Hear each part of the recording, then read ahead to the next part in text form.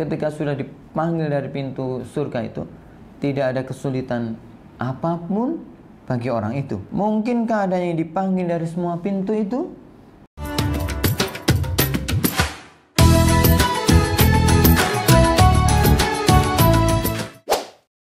Bismillahirrahmanirrahim. Assalamualaikum warahmatullahi wabarakatuh. Alhamdulillahirabbil alamin. Hamdan katsiran thayyiban mubarakan fi. Ya Rabbana lakal hamdu kama yanbaghi li jalali wajhika wa dimi sultanik. Asyhadu an la ilaha illallah wahdahu la syarika lah. Wa asyhadu anna Muhammadan abduhu wa rasuluh. Allahumma shalli wa sallim wa barik ala sayyidina Muhammad wa ala alihi wa sahbihi ajma'in. Qala Allah ta'ala fil kitabil aziz. A'udzu billahi minasyaitonir rajim. Ya ayyuhalladzina amanu taqullaha haqqa tuqatih wa la tamutunna illa wa antum muslimun. Wa qala dan ya ayyuhalladzina amanu taqullaha wal tanzur nafsum ma qaddamat lighad wattaqullaha innallaha khabirum bima ta'malun. Wa qala dan ya ayyuhalladzina amanu kutiba alaikumus syiyam kama kutiba alal ladzina min qablikum la'allakum tattaqun. Shadaqallahul adzim. Jamaah yang dirahmati Allah, sungguh tiada yang lebih utama dari syukur kita kepada Allah. Syukur yang tiada terkira. Syukur yang harus terus kita kuatkan dalam dada kita. Karena Allah memberikan keimanan kepada kita, memberikan hidayah kepada kita,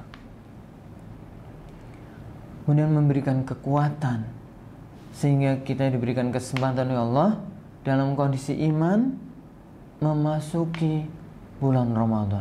Masya Allah, nikmat yang luar biasa, nikmat yang luar biasa. Kenapa?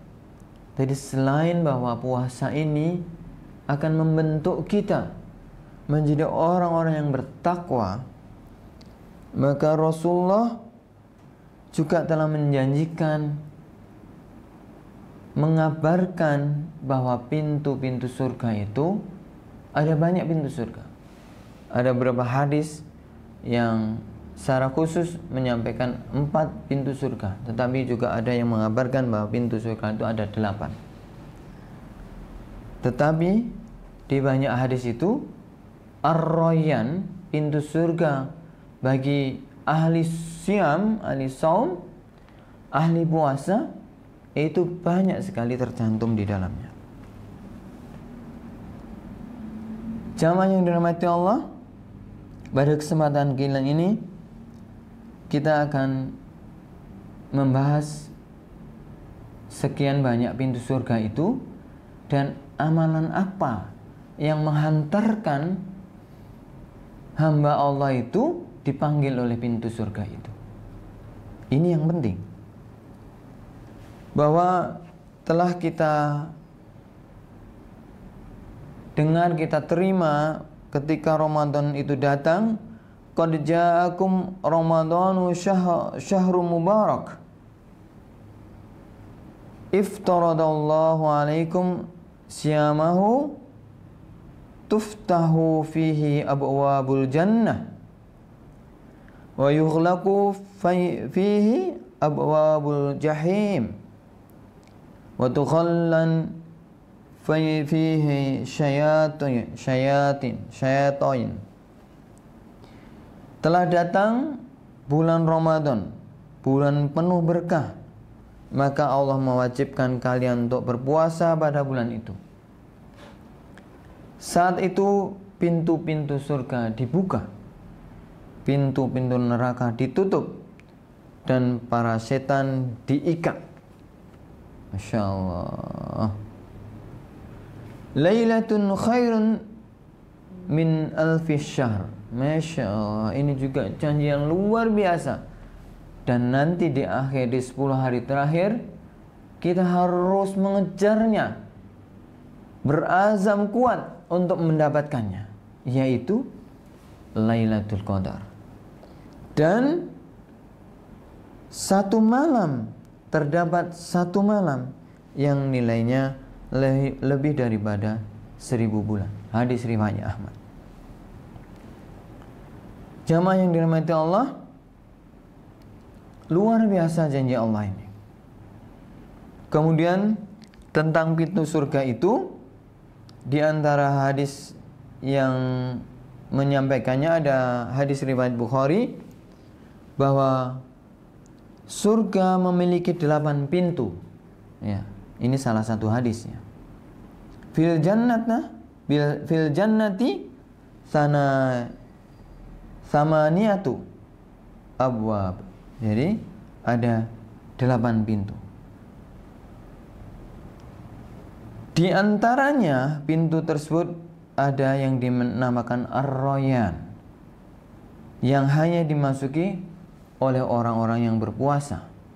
Hadis riwayat Bukhari nomor hadis 3257. Masya Allah. Abu Hurairah juga berkata bahwa beliau pernah mendengar Rasulullah SAW bersabda, "Man anfaqa zawjaini fi sabilillah nudiya min abwabil jannah ya Abdullah." Ini hadis yang luar biasa. Ini di Sahih Bukhari ada. Ya. Hadza khairun. Faman kana min ahli shalah du'a babis shalah. Du'a min babis shalah. Barang siapa yang berinfak dengan sepasang hartanya. Ini para ulama banyak menafsirkannya, banyak macamnya. Tapi bisa difahami sepasang itu ya 2 kebaikan atau 2 sesuatu yang diinfakkan di jalan Allah ya. Sepasang hartanya diinfakkan di jalan Allah, maka ia akan dipanggil dari pintu-pintu surga. Ya Abdullah, hadza khairun. Hai hamba Allah, inilah kebaikan. Maka orang-orang yang ahlus shalah, wa man kana min ahlis shalah du'a min babis shalah. Maka orang-orang yang ahli salat akan dipanggil dari pintu salat. Masya Allah.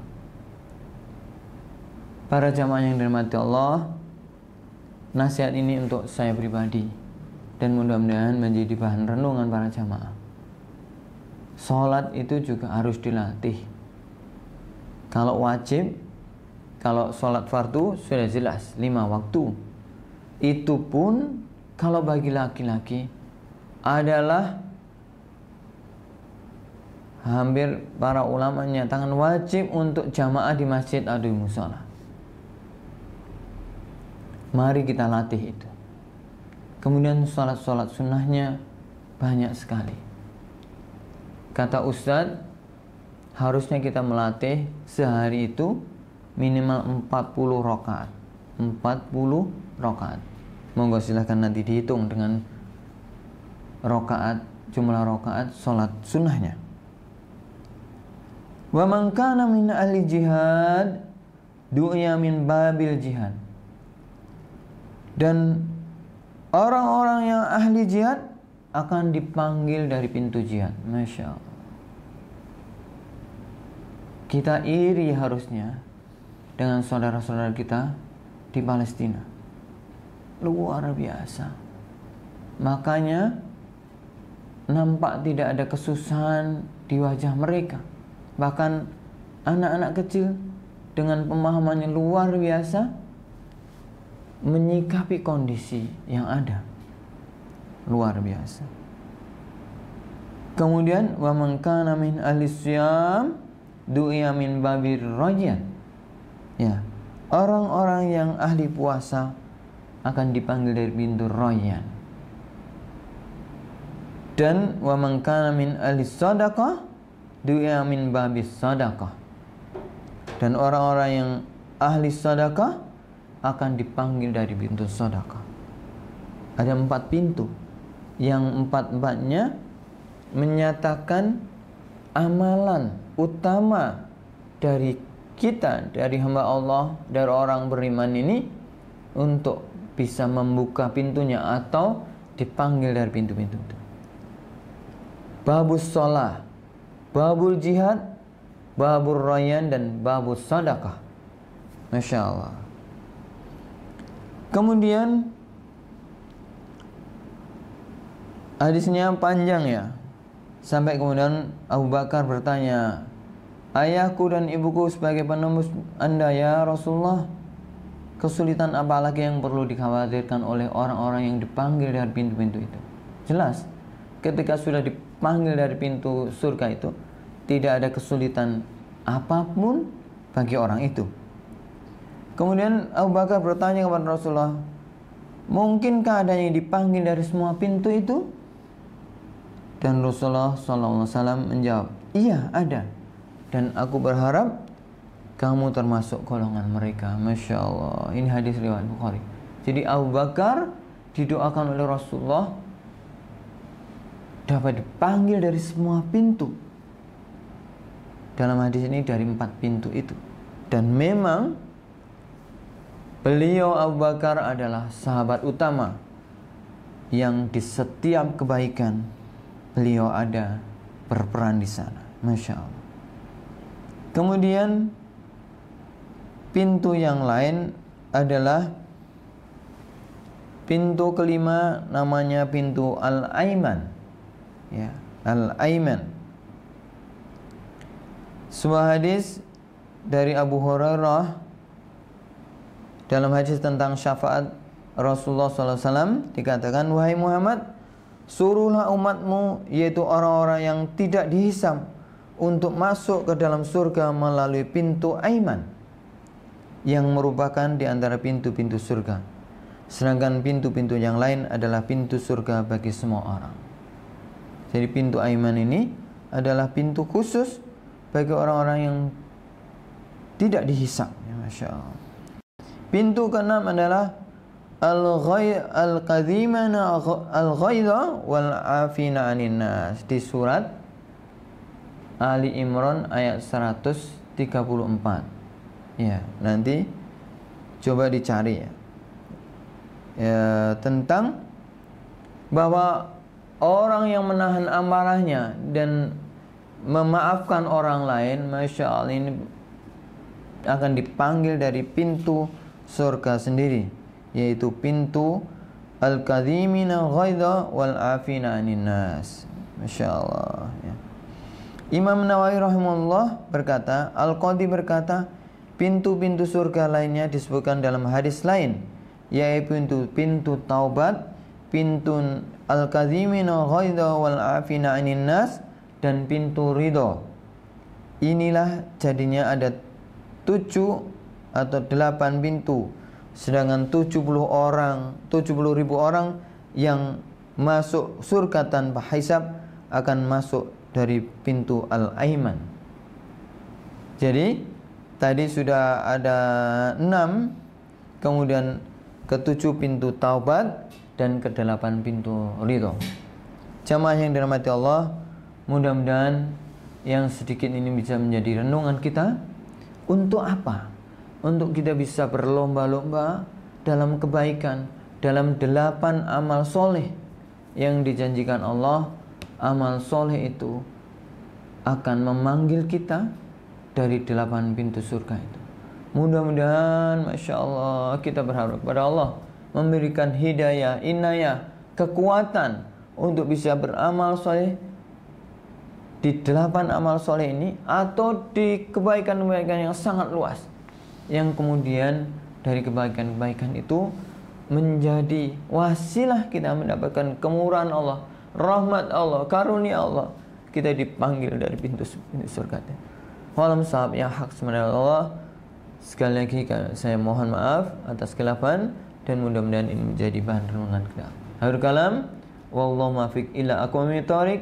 Assalamualaikum warahmatullahi wabarakatuh.